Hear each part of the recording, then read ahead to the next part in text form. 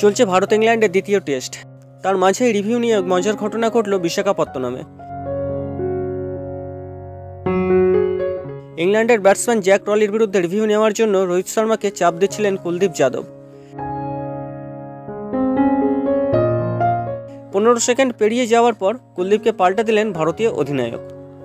ঠিক কী হয়েছিল? ইংল্যান্ডের বিরুদ্ধে দ্বিতীয় ইনিংসের তৃতীয় ওভারে জসপ্রীত বুমরার বল জ্যাক রলির ব্যাটের কাছ দিয়ে উইকেটরক্ষক শ্রীকর ভরতের কাছে যায়। বুমরা খুব একটা উৎসাহী না হলে উইকেটরক্ষক ভরতকে বেশ উত্তেজিত দেখাচ্ছিল। তিনি জোরালো আবেদন করেন, তার সঙ্গে যোগ দেন কুলদীপ যাদবও। তিনি ছুটে যান রোহিতের কাছে, তাকে বোঝানোর চেষ্টা করেন যে বল ব্যাটে লেগেছে, কিন্তু রোহিত তা মানেননি।